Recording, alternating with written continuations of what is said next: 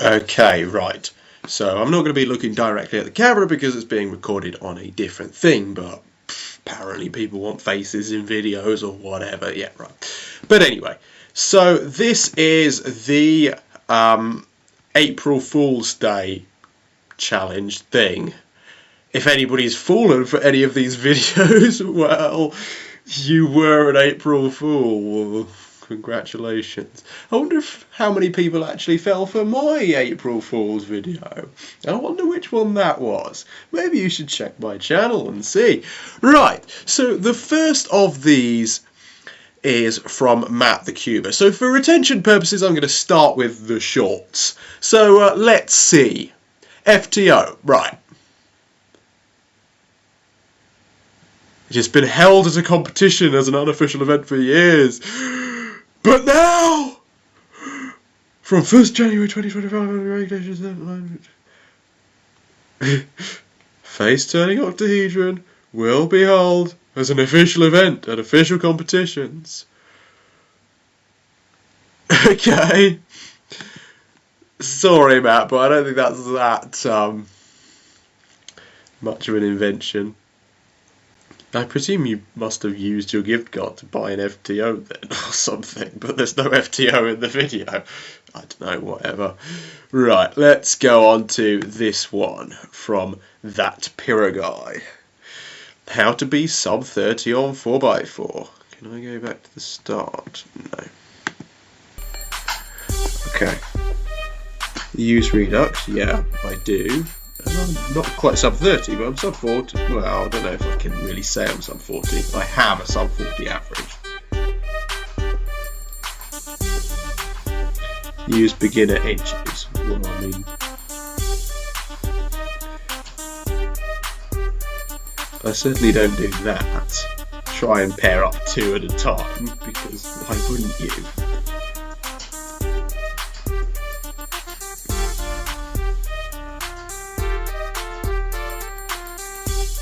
So you're just trying to deliberately be slow at 4x4. It's 2 unscrambles. Okay. So he's just deliberately doing bad stuff for 4x4. Okay. Right.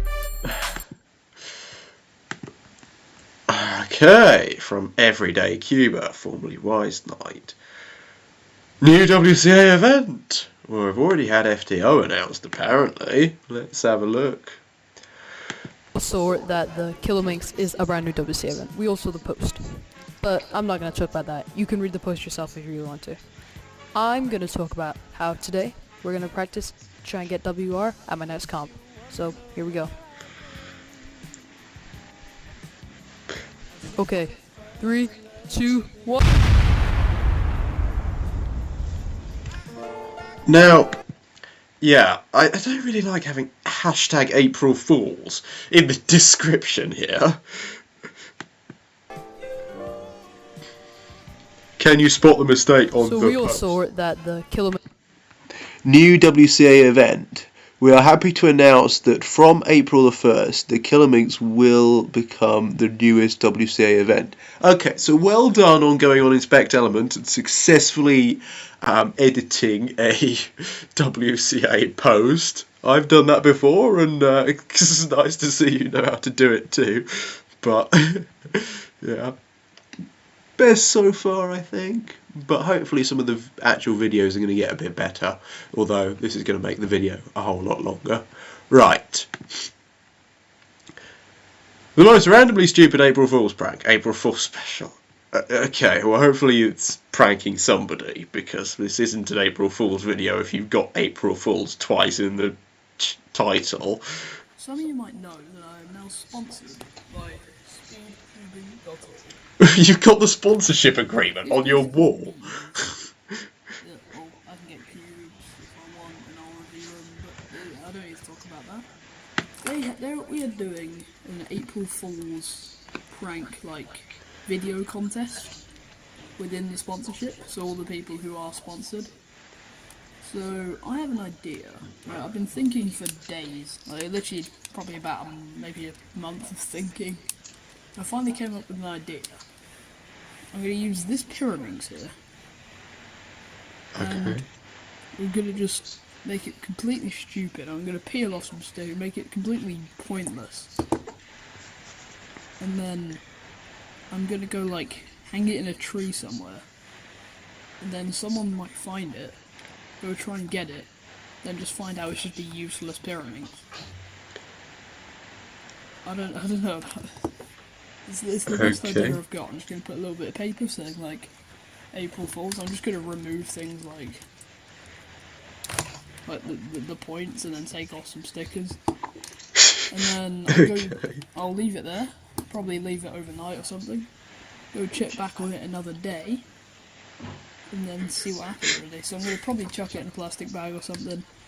But I will not like trash the plastic bag. It'll all be recycled or reused. Good. We want to support sustainability. All that nonsense. I'll get this back if nobody takes it. No, I have been thinking of like trying to tie a cube to something or something like that. Just see what happens. I've done a little work. I peeled off a few stickers. And this is what it looks like. But yeah, I think it's pretty pointless at this point. We've just got like just red, yellow, and blue ones. Got a completely pointless like thing. I took off 2 of the things, which I'm gonna keep here just in case. okay. And I don't really know what else to do. What I might do is actually take out these screws, because I do have a screwdriver. So it all comes apart? Depends if it works. Yeah, I don't think that's moving. Guess I've just got to spin it the other way. Push a bit harder. Lefty loosey, righty tighty. Come on. Oh, I think they did move actually. Some YJ screwdrivers I have trouble with. And those Anyway, ones seem to work what I'm fine. trying to do In fact, right I happen to be fiddling with one right now while recording this. Chuck all these in the bin now. To my left, and then I would say time to get hiding, I guess. Just a Please quick stand notice. I am hiding it like a few days before actual April Fools, because then if I were to hide it on April Fools, it'd be too late to upload the video for the competition. Yes, So and it has to be I'm gonna go uploaded back by and check on it on the 12 morning AM. of April Otherwise, Fools. you're the fool. It has to be uploaded before 12. Just conveniently Like, forget before that by midday. April Fools, So one by I'm one gonna thing. hide it now, Wakefield last year was after And- after 12 AM. I guess. Check on it on the 1st. So I don't really know what to do. I'm gonna go hide it now. So I'm at my local park. I've got this saying April Fools shop, and then gonna be hiding it in one of these trees over here. So yeah, let's go do that. So I've chosen this tree here. I'm gonna try and stick it like. I think that's good. So I guess I'm just gonna leave it there for a few days. Come back in a bit. So yeah. Hopefully this will be good. Alright. See you in a few days. So I'm back after a few days and well, it's April 1st actually, it's the morning, but it's not there. Funny I'm that. actually quite confused where this is. So I'm gonna just cut the camera, check for a little bit. That's just my bag. I'm just gonna check for a minute and try and find it. If it is still here. Or it's been taken. I was searching and out of the corner of my eye, I spotted a tiny little speckle of like yellowy red. And I think this is it. It's been chucked in this bush. Paper's ripped. I found the paper down there. It's covered in mud. It's just. I don't know what. I have a feeling someone got very annoyed at this. If you're the one who found this and you're watching my video, you just got pranked on Flanders Cube. You just got pranked by a cubing YouTuber. Or Well, maybe it was an animal that found it. It's actually pretty good. So, speedcubing.org sponsorship. Let's hope that I win. I think there could be a prize involved. If there is, I will be sure to tell you if I win. So, that's quite hard. I'm laughing, mate. This is like, I never actually do pranks on April Fools, but today, for the last few days, I've been working on this. So, thanks for watching. Make sure to like, subscribe, comment for more. Okay then, fine. How many views has this got? 18, oh dear. I don't know what I could suggest with something like that. I think it's a good channel, but I don't know with that sort of thing. Right, okay. How to be a sub 5 on 1x1 complete. Oh, come on, you don't need to put April Fools there. Any sensible person will work it out. 99 views, not too bad. Oh, lots of links, good. Moyu Wailong 1x1. I'm reading this before I even actually watch it. An insanely difficult barrier to achieve on the 1x1 Rubik's Cube, as it requires intense dedication to achieve it. You clicked on the right video, because I managed to use these secret techniques to break the UK national record 1x1. What am I doing on there? On average of just 4.99 seconds. So you're claiming that I had 1x1 national record? Tied with the speedcubing.org owner Daniel Evans. And speaking of the best online cubing store, they kindly sent me some secret 1x1 hardware, which I'll talk about later on in this video. Tip 1 is hardware. To get faster at any event, especially the 1x1, of course you need some pretty good hardware. I mean 1x1s that you can turn super fast like this. But basically most 1x1s are like really stiff. I currently main the GAN Pro 1x1 UV coated version 314 with incredible corner cutting. There's almost 2 million settings to choose from. It's incredibly can't really fast see and the controllable, UV coating but it on costs that about £1,000. So I wouldn't recommend this 1x1 cube for most beginners, but it has allowed me to easily get sub 5. But there are a lot of alternative 1x1 options. For example, if you're looking for a slightly cheaper 1x1, you might like to try out the Moyu Wailong 1x1. This cube is very similar. It hasn't quite got as many settings as the GAN 1x1. I'd say it's got a bit closer to about 1,204 settings or something like that. So you definitely do get a lot of possible adjustments on the Moyu. I'm glad I'm not as much as the not GAN. having to I try feel like and the knock GAN it up. 1x1 is Although kind I of just would showing off. succeed. I mean, I haven't tried every setting, but I have definitely spent so many hours trying to decide, and there are. So I wouldn't really let the lower number of settings even bother you with the Moyu 1x1, but it's something to possibly think about. This 1x1 costs £125 on speedcubing.org. And now we can go into the slightly more budget range options. There is the Tornado V3 1x1, which is really nice. It's by Qi. Qi is an awesome brand that makes speed cubes. If you tried the 3x3 version of the Tornado V3, you'll notice that it's incredibly smooth and has got amazing corner cutting, super amazing a number of adjustments. It's just crazy performance. 1x1. This 1x1 speed cube costs £69 on speedcubing.org. And the third 1x1 we're going to be checking out is the RS3M 2024 Ball Core Speed Cube 1x1. It's got a very long name, but this speed cube only costs £11 on speedcubing.org. Sure, it hasn't got as many adjustments. I'm not sure if it's got like a quadruple adjustment system like most of the other ones do, but I think it has got a. It might have a dual adjustment system or something. 393! That beats the Tornado V3! But there is one 1x1 speed cube that I found for £1 that could possibly beat all of these, because it's got such incredible performance, incredible corner cutting and settings out of the box. Everything is perfect about this 1x1. Only thing is you can't adjust it, and the name of this 1x1 is the Use Little Magic 1x1. This only costs £1 on speedcubing.org, and in my opinion, it is the best budget option, so I would highly recommend it. You have plenty of options. Either you could spend all your money and get the GAN cube, or you could get a Yushin. Now, most of this comes down to personal preference, but if you have tried all of these 1x1s and you find that like nothing works well for you, I would probably recommend you to actually make your own 1x1.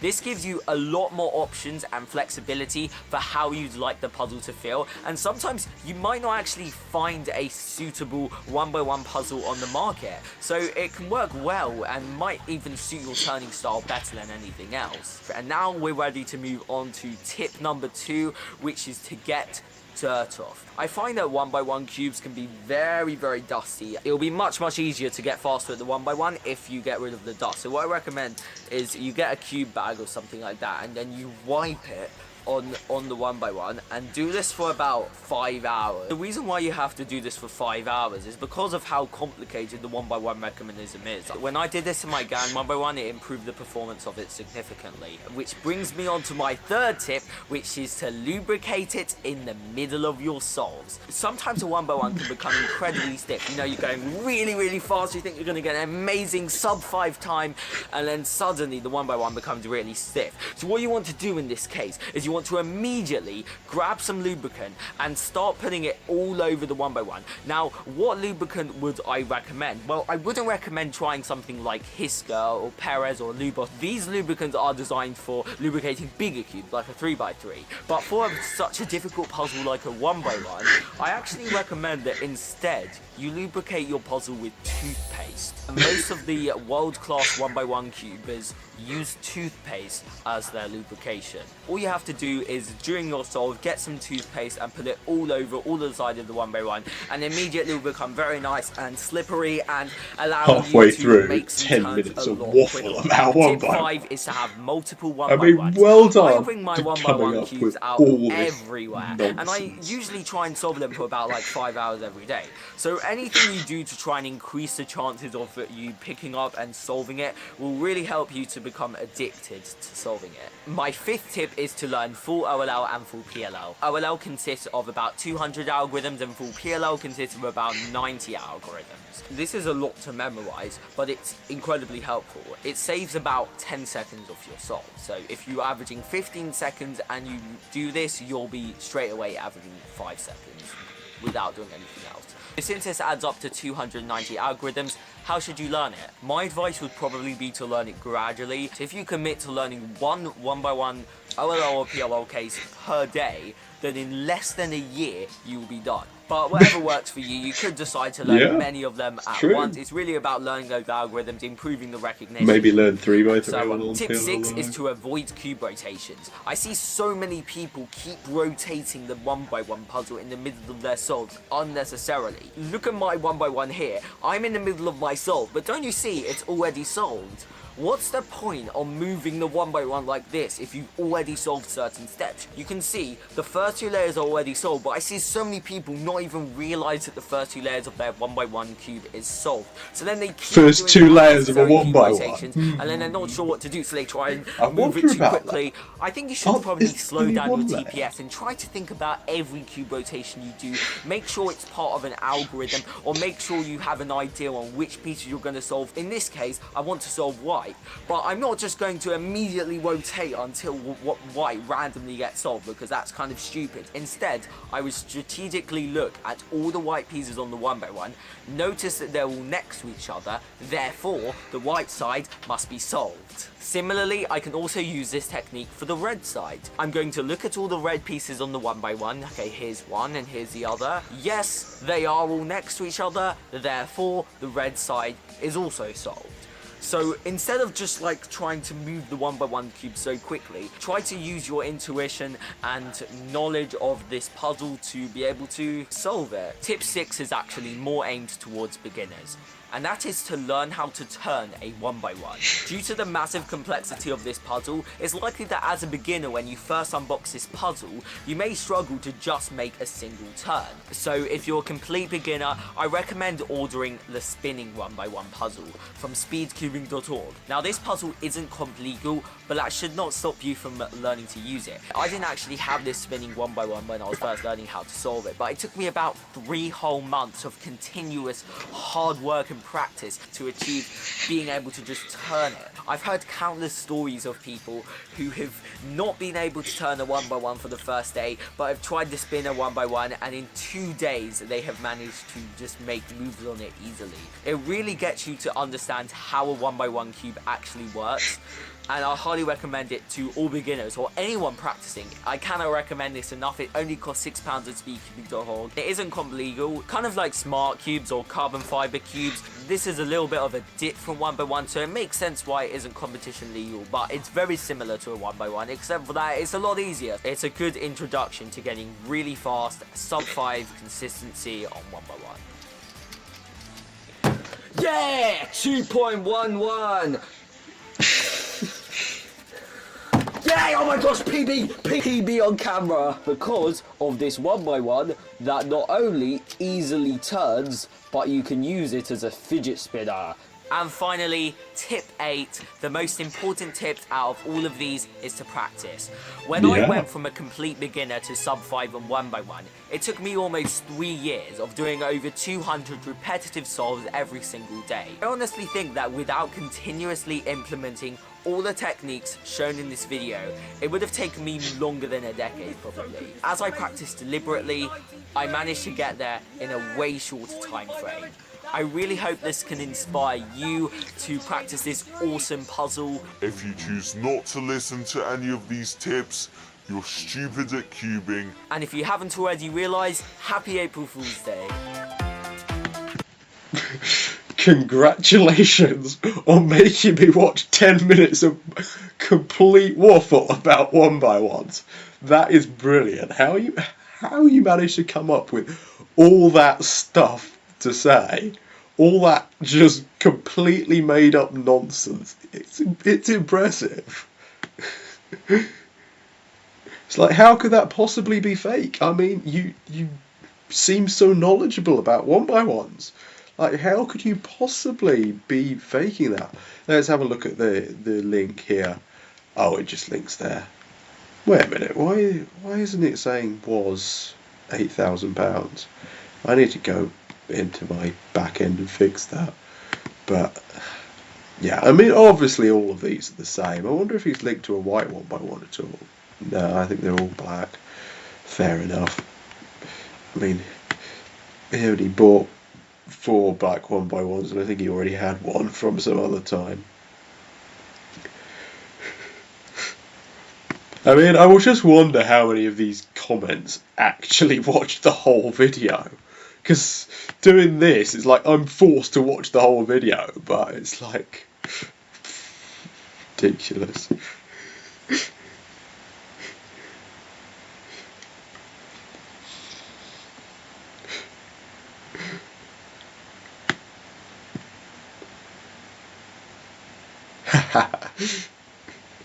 So he's just copied the 3x3 leaderboard. Yeah, I mean,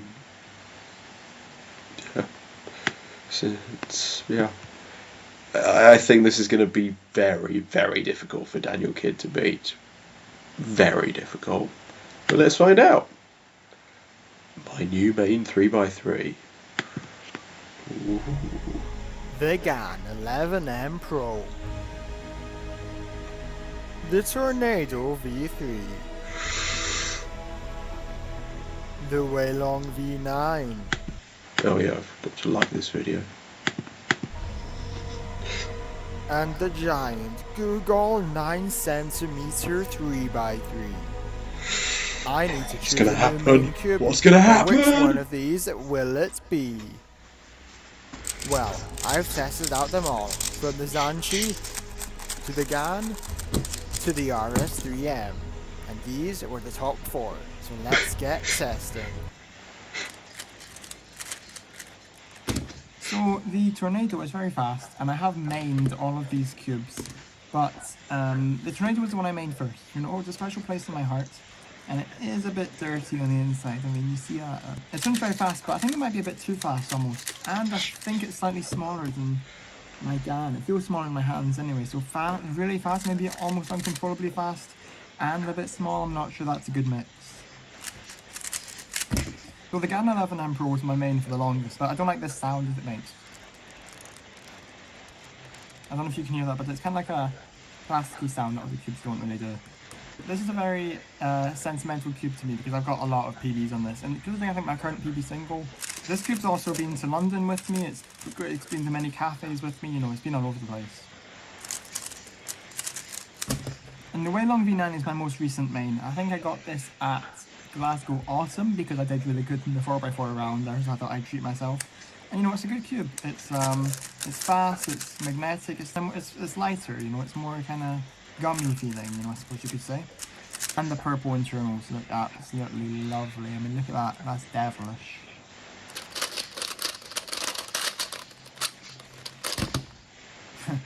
But the big cube definitely has its own reasons why it should be my new main, because I mean, it's got a lot going for it. It's big, so it makes since I turned slower on it, it makes look ahead easier. So that's one thing. And it has magnets, which is good. In fact, there's actually so many reasons I've actually compiled a little list that I'd quite like to present to you in video form. So here we go. Now let's say I'm running late for a comp.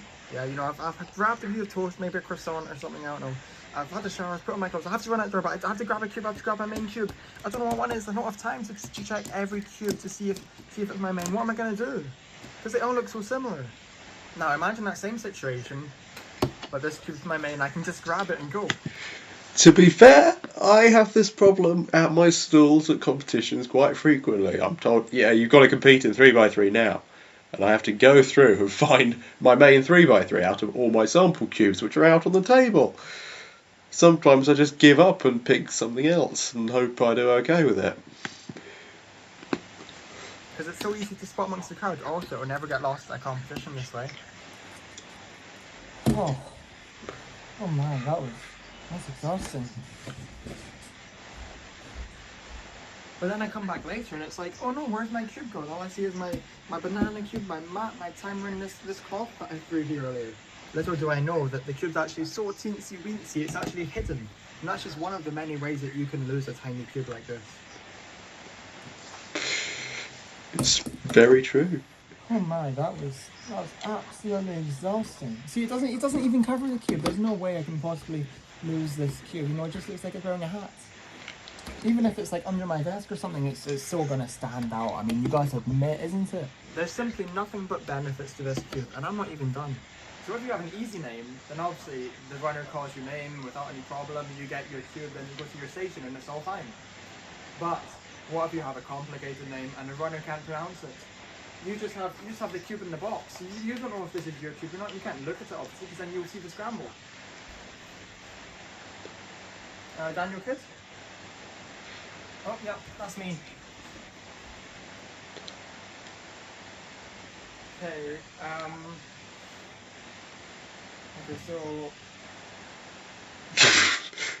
like a eye, maybe like a squiggle. And obviously, somebody can recognise that it's their cube, but they can also see the scramble, which kind of defeats the purpose at this point. Plus, he's obviously exaggerating this, because I know that 9cm cube fits in a cube cover. Like, I've demonstrated this before. I've done it. It fits in my cube covers. Come on, dude. No way your name has hieroglyphs, Chinese characters, Norwegian characters, German characters, and characters of a language yet to be discovered. I mean, you sure? No. How am I supposed to call this guy's name? Yeah, and then Daniel Evans was all like, yeah, Daniel, you're my favourite sponsor. And I was like, I know, you can keep going. Oh, hey, that's my cube.